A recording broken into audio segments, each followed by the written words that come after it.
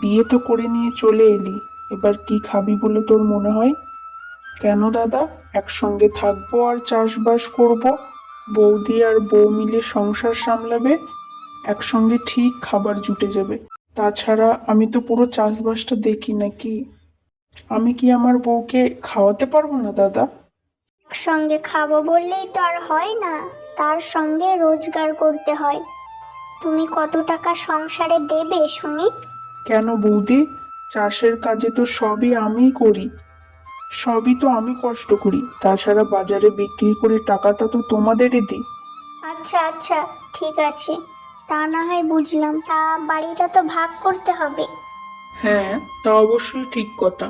তোরও একটা সংসার হচ্ছে, আমারও সংসার আছে, ভবিষ্যতে আরো সংসার বাড়বে, তার আগেই বাড়িটাকে ভাগ করে নিতে হবে। একটা মাত্র বাড়ি, কি করে ভাগ করবে? ও দাদা, তা আমি কি করে জানবো? ওই দূরে একটা ঝোপড়ি দেখছিস, ওটা তোরা থাকবি, আর এটাতে আমরা থাকবো। ওটা তো পাকা বাড়ি নয় দাদা, ওটাতে আমরা থাকবো কি করে?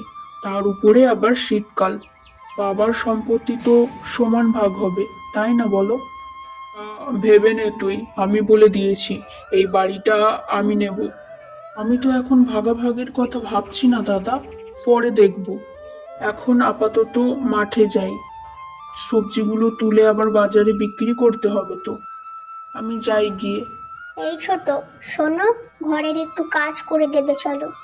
তাড়াতাড়ি এসো, ঘরের একটু রান্নাতে সাহায্য করবে, আমি একা করতে পারবো না।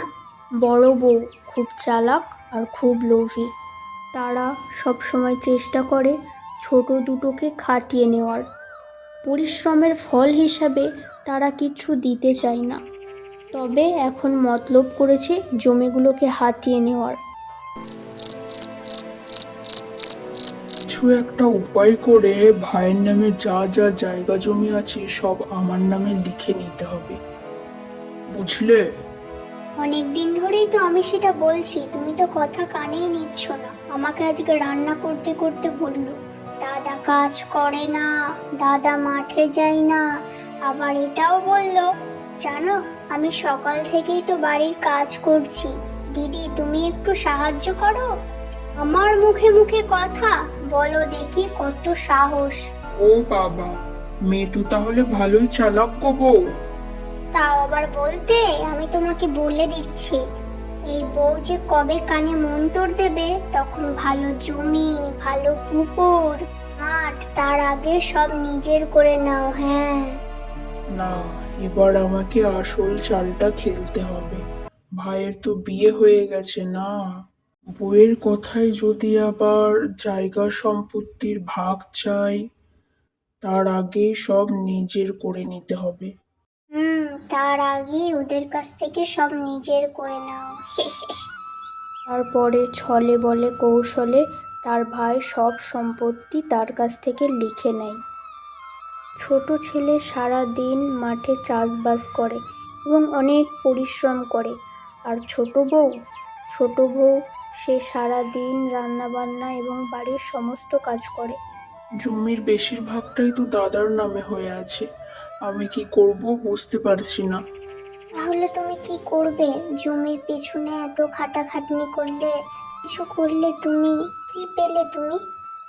জানি না, একবার শহরে যাব, নতুন কাজ খুঁজবো। শহরে যাবে তুমি? এটা তো খুবই ভালো কথা।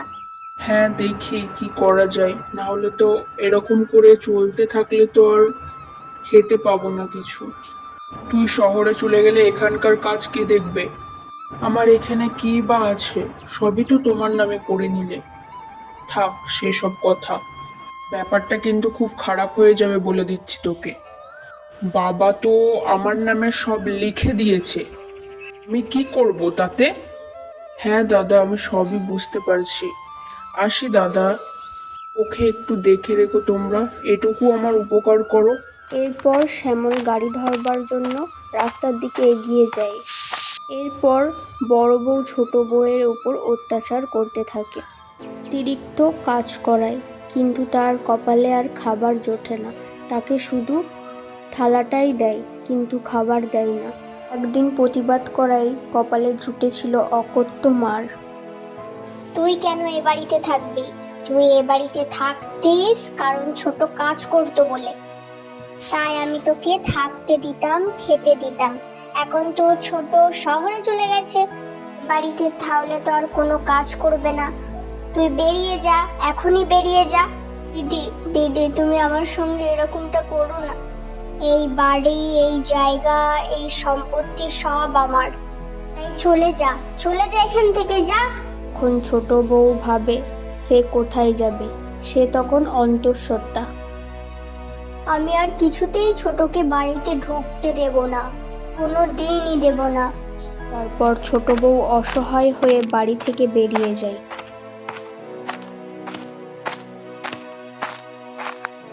ছোট বউ পাশের একটা কুঁড়ে ঘরে থাকতে শুরু করেছে। শীতে তার ভীষণ কষ্ট হয়। প্রথম দিন কান্না করতে করতে কেটে গেছে। সে তো বুঝতেই পারে না তাকে ঘর থেকে কেন বার করে দেওয়া হয়েছে। দ্বিতীয় দিন সে ভাবে তাকে একটা কিছু করতে হবে। আমি অনাথ, আমার যাওয়ার কোনো জায়গা নেই। তাছাড়া আমার স্বামী এখানে আমাকে রেখে গেছে। ও ফিরে এসে আমাকে এখানে না দেখতে পেলে মনে কষ্ট পাবে, কিন্তু আমাকে একটা কিছু করতেই হবে। তো আমি কি করব এখন? ছোট এক জোড়া কানের দুল বিক্রি করে দেয়। কানের দুল বিক্রি করে সে কিনে আনে চাল আর গুড়।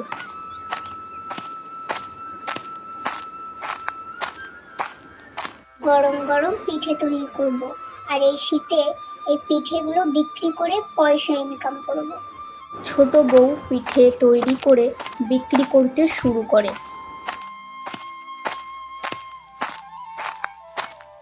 আর ওইদিকে শ্যামল শহরে একটা ভালো কাজ পায়। আর এইদিকে ঘটে যায় এক বিপদ। এতদিন শ্যামল জায়গা জমি সেই সব দেখাশোনা করত, কিন্তু শ্যামল না থাকায় বাগানের সব সবজি, সমস্ত ফসল চুরি হয়ে যায়। কি আমার কি সর্বনাশ হলো, আমি এবার কি করব? মাথায় হাত দিয়ে অমিত গাছের তলায় বসে পড়ে। এই সময় অমিতের মাথায় এক শুকনো ডাল পড়ে। এ আমার কি সর্বনাশ হলো গো! হায় হায় হায়, এ কি সর্বনাশ হলো আমার! এখন আর কি হবে? আমার কি করে চলবে? এমন সময় ঘরের ভিতরে ঢোকে শ্যামল ও তার বউ।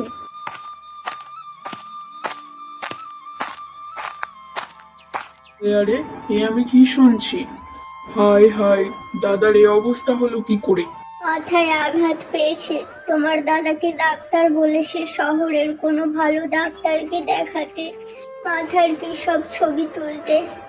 আমি এত টাকা কোথায় পাবো গো? হায় হায় হায়, এবার আমি কি করব বলো তো? ছোট ছোট, তুমি শহরে চলে যেতেই চাষের সব ফসল চুরি হয়ে যায়। তোমরা দুজন তো আমাকে সবকিছু থেকে বঞ্চিত করে দিলে।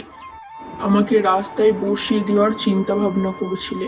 আমি একদিন বাড়িতে ঢোকার সময় তোমাদের পরিকল্পনা সব জেনে যাই, তাই আমি শহরে গিয়ে তার আগে থেকেই কিছু একটা কাজের ব্যবস্থা করছিলাম। রেখে গিয়েছিলাম বউকে তোমাদের সঙ্গে, কিন্তু আমার বউকে তোমরা যা ব্যবহার করেছো! এখন কি ওসব কথা বলার সময়, বলো দেখি? আমাকে ক্ষমা করে দে ছোট, আমি তোমার দাদাকে এসব বুদ্ধি দিয়েছিলাম। তুমি আমাকে ক্ষমা করে দাও ছোট। তোমার দাদার একটা কোনো ব্যবস্থা করো ভাই, মাথার ছবি তুলে ডাক্তার দেখাও ভাই, না হলে ডাক্তার বলেছে তোমার দাদা পাগল হয়ে যেতে পারে। কিন্তু আমি তো সবে কাজ পেয়েছি, আমার কাছে এখন 1 টাকাও নেই। হাত পুরো খালি, আমি তো বিপদের কথা শুনেই ছুটে চলে এসেছি। বড় বউ অসহায় হয়ে খুব কান্নাকাটি করে। আর অমিত বিছানায় শুয়ে সবই বুঝতে পারছিল, কিন্তু সে কিছুই করতে পারছে না। এমন সময় ছোট বউ বলল, আমার কাছে টাকা আছে। তুমি টাকা কোথায় পেলে?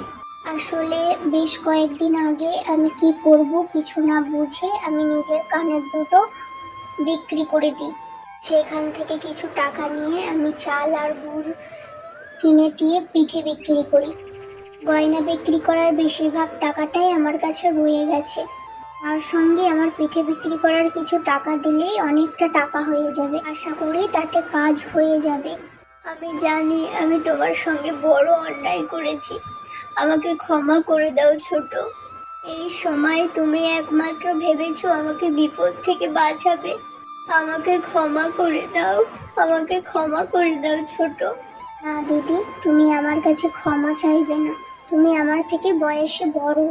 যদিও তুমি আমার সঙ্গে খারাপ ব্যবহার করেছো, তুমি খারাপ ব্যবহার করেছো বলেই আমি আর একটা ব্যবসা শুরু করতে পেরেছি। এতে আমাদেরই লাভ হয়েছে। আমি যদি তোমাদের খুব সাহায্য করতে পারি তাহলে অনেক খুশি হব দিদি। ভিডিওটা যদি ভালো লাগে একটা লাইক আর একটা কমেন্ট করে দিও, আর সাবস্ক্রাইব করতে যেন ভুলো না। সবাই ভালো থেকো, সুস্থ থেকো।